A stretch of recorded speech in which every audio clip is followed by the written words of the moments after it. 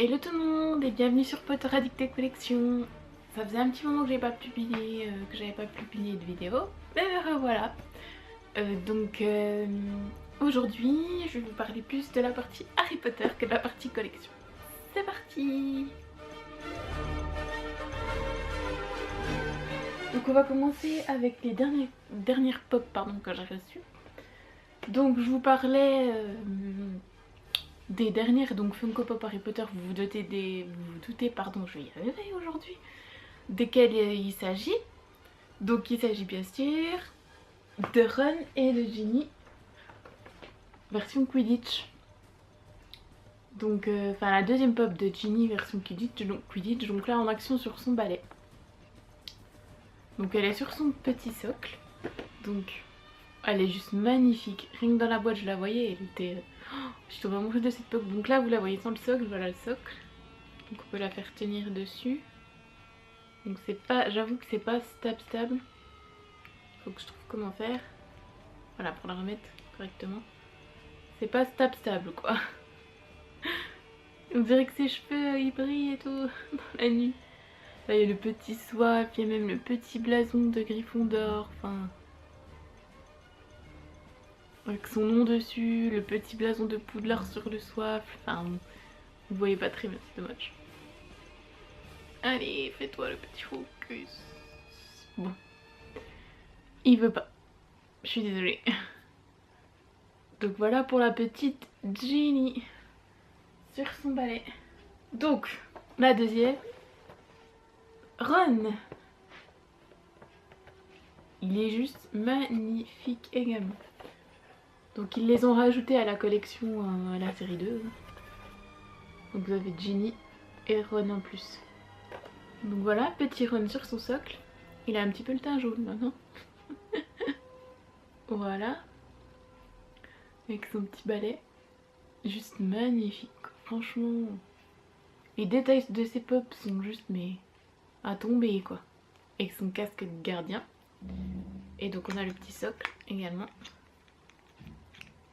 Donc on a la petite encoche pour mettre sur le balai, voilà. Et qui puisse poser ses pieds. Bon, c'est pas non plus stable quoi. C'est juste histoire qu'il puisse tenir. Donc voilà. Donc je sais pas encore quand je vais les exposer, mais sûrement avec la première édition de Ginny. Donc là l'édition Barnes et Noble, pardon.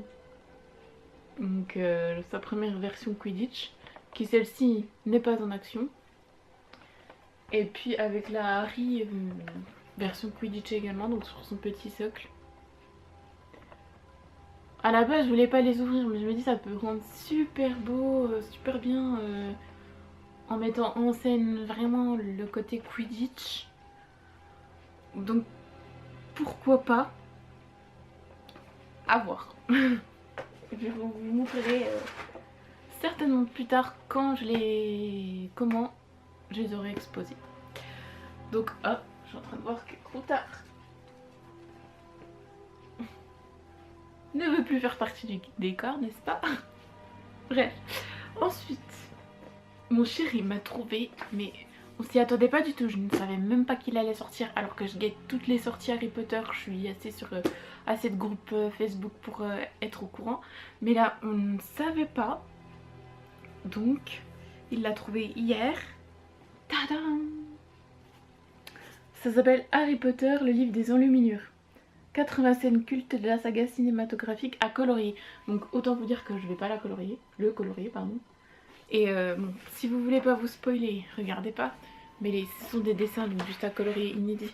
Il y a même des doubles pages, enfin c'est assez extraordinaire. Voilà. Par exemple, le banquet de Poudlard. Enfin, je sais pas si vous verrez bien. Donc voilà, tout à colorier, il y a quelques pages comme ça, double page comme ça. Enfin, il y a les 7 sur les 7 films. Et du coup, je trouve les illustrations mais juste magnifiques. Et le livre en lui-même, enfin, c'est tout en relief, c'est tout doux, c'est magnifique. En même temps, c'est l'éditeur c'est comment, voilà, Hugin et Minin, donc forcément ils font des créations superbes.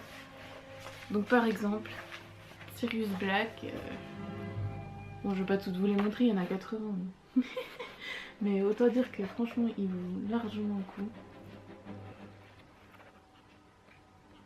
Ils sont juste magnifiques ces illustrations, autant dire que je vais pas les colorier. Je me répète, je sais. Et ça c'est ce qu'il y avait au dos. Donc 3 des illustrations que vous pouvez avoir dans le livre, hein. Donc juste magnifique. Bon je vous avoue qu'il est pas non plus donné, hein. Il est à 35 € il me semble. Oui c'est ça, 34,95 pour être précise.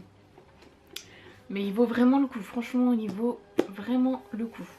Celui-là je vais l'exposer et je pense ne plus y toucher ou reproduire les dessins parce que j'adore reproduire les dessins. Parce que franchement c'est juste magnifique. Voilà, voilà pour le livre. Ensuite, donc avec il a trouvé, donc c'est mon chéri hein, qui a trouvé toujours, c'est marque-page. Donc ça c'était gratuit, avec les blasons des 4 maisons.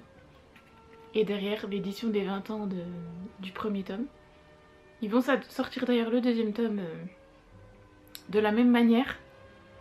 Avec les couvertures inversées, si vous êtes un peu au courant, j'en reparlerai sûrement. Mais voilà, magnifique ces marque-pages, avec le petit 20 ans de magie Harry Potter, enfin, avec chacun sa maison.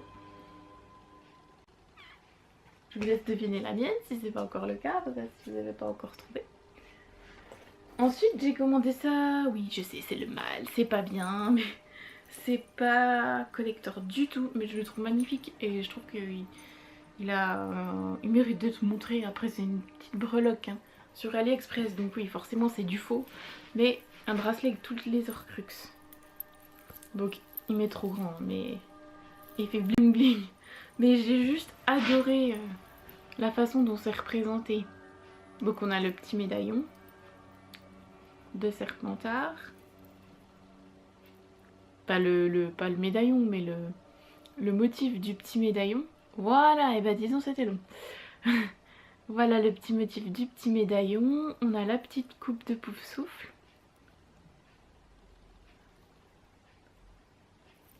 On a la petite cicatrice de Harry. On a... Bon bah ça c'est la tâche. La bague des Goths. Bon, on voit pas trop ce qu'elle représente comme ça, mais de près c'est assez sympathique. On a le Choixpeau magique. On a le Always avec un petit cœur. Bon là rien à voir avec le Horcrux mais... Voilà, on a le diadème de Sardaigle. On a le... Je trouvais plus le mot, pardon, le journal de Gédusa qui est déjà détruit. On sent la dent de basilic mais bon, tant pis c'est pas grave. On a le symbole des reliques de la mort. Et puis la marque des mange-morts.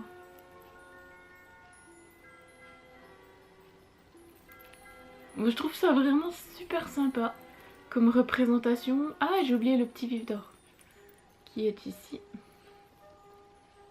Bon, j'arrive pas à bien vous le montrer, désolée. Donc je trouve ça assez sympa franchement avec les couleurs et tout.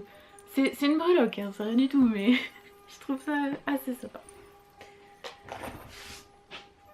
Et pour le dernier item, il s'agit de la baguette magique de Pomona Shura version personnage. Donc pour la petite histoire, celle-ci on l'a trouvée dans un Micromania à Dijon à moitié prix, donc c'est pour ça qu'on l'a prise. Donc version personnage avec la boîte violette. Voilà, et avec le nom dessus. Donc voilà, n'est-ce pas, quand je l'ouvre.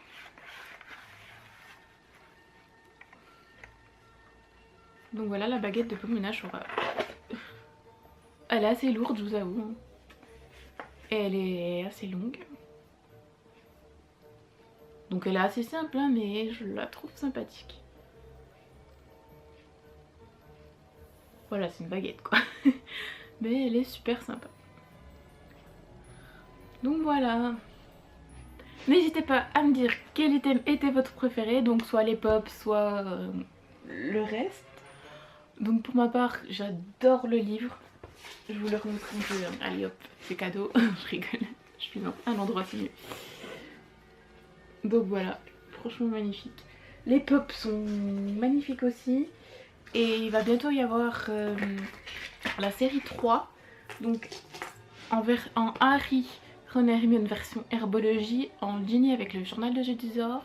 Il y aura Gilderoy Lockhart. On ne sait pas comment, avec une chaise de Gilderoy, mais on ne sait toujours pas comment. Et Nick quasi sans tête. Donc j'ai hâte de voir d'avoir les visuels de ces pops. Et voilà. Donc je vous dis à bientôt et je vous fais des bisous. Bye bye.